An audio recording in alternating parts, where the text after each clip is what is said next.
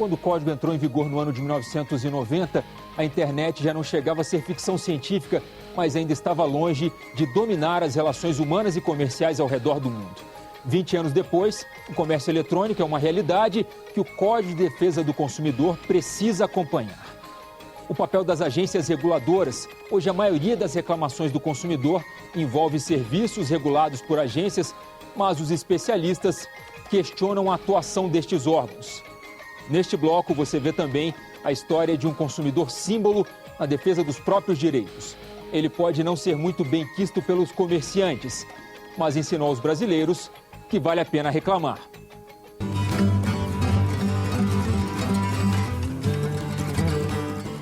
O código ainda não existia quando Paulo Vinícius Basto reclamou pela primeira vez de um produto com defeito. De lá para cá, muita vigilância e nenhuma causa perdida. De tanto reclamar, ganhou até um apelido, Paulo Procon. Já são mais de 30 anos, quase 100 ações. Não é um certo exagero aí da sua parte, não? Não, eu diria que não, André, pelo seguinte, porque eu parto do princípio da retidão. Se você compra algo que você julga que é um produto que lhe está sendo vendido como novo e não é, a primeira má-fé já começa a partir daí, né? Então, se eu não sou desonesto com ninguém, eu não aceito que estejam comigo. Nesse âmbito de produtos e serviços, principalmente. Para quem acha que reclamar é muito demorado e não vale a pena, Paulo dá o caminho das pedras. No PROCON, a sistemática é a seguinte: você tem uma reclamação a ser feita, vai ao PROCON com toda a documentação. Lá você faz o registro. Na própria sua presença, o atendente do PROCON lá dentro vai ligar para a empresa e vai tentar resolver por telefone. Se resolver por telefone, você já sai dali resolvido, ou seja, questão de 15, 20, 30, 40 minutos, no mesmo dia. Se não resolve, marca-se uma audiência de conciliação, para dali a 30 dias. Né? Nessa audiência, se não é resolvido, se o comerciante continua a bater o pé, aí sim. Aí você deve procurar o juizado, que você deve perder mais um mês de tempo. Mas no máximo, entre a abertura da reclamação e a resolução total, envolvendo PROCON e juizado, 2 meses. Não mais do que isso. Da época em que Paulo começou a reclamar até hoje, muita coisa mudou. O comércio era feito exclusivamente no balcão, olho no olho, a chamada venda direta. Hoje existe o comércio eletrônico. Em 2008, o comércio eletrônico movimentou 8,2 bilhões de reais no Brasil. Em 2009, mesmo com a crise financeira mundial, este número ultrapassou os 10 bilhões de reais. Em 2010, o Brasil possui mais de 60 milhões de internautas. A internet revolucionou a forma de comprar e adicionou um complicador nas relações de consumo, a impessoalidade.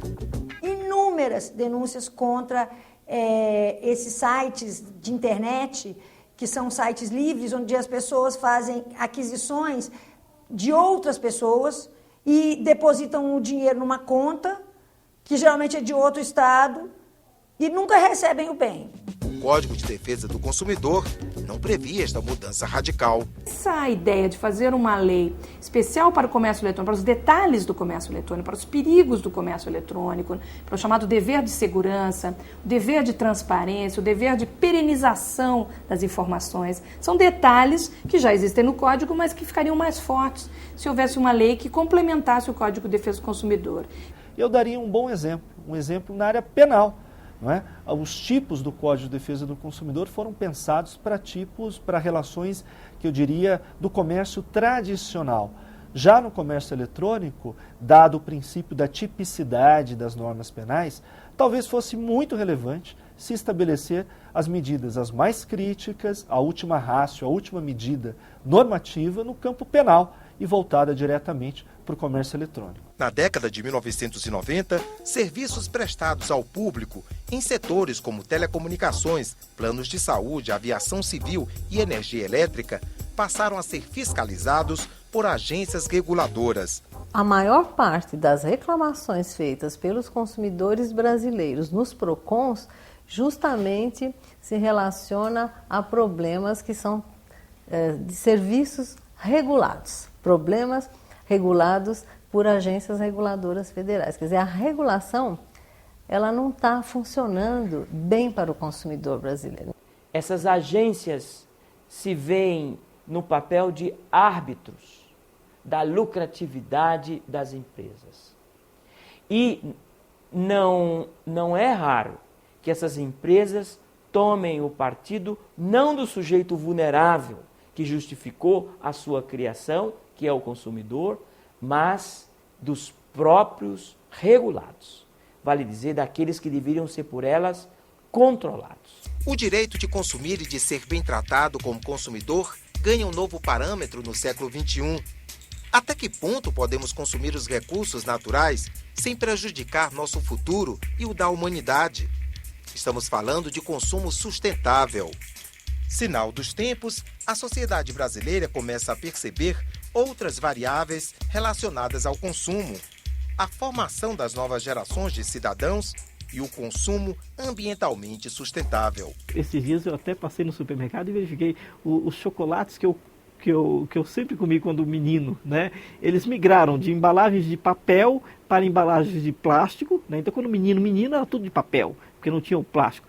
Hoje eles estão voltando a ser embalagens de papelão. Por quê? Porque o papelão é reciclável, porque o papelão tem uma destinação ambiental mais correta, né?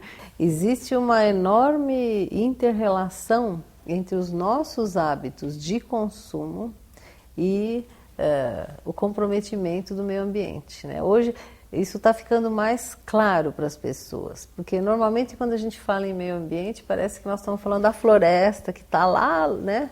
Longe da cidade, dos rios, mas o meio ambiente é o meio ambiente urbano, é a nossa casa, a nossa cidade, é o lixo que nós geramos.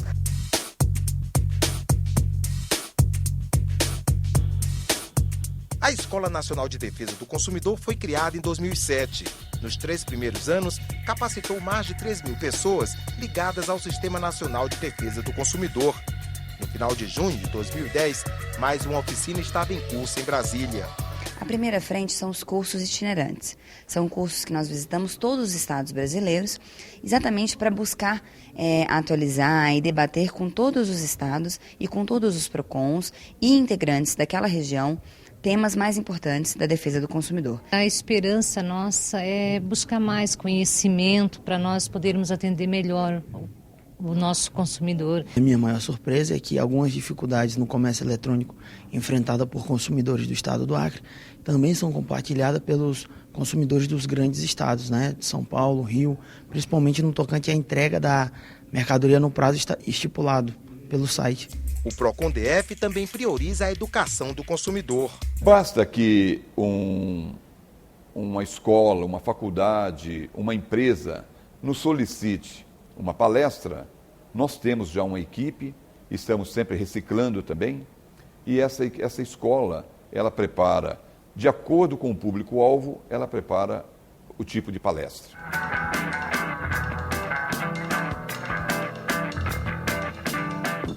De olho nos 20 anos do Código de Defesa do Consumidor e na oportunidade de aperfeiçoar a legislação referente ao consumo, o Senado criou um grupo de trabalho para tratar do assunto.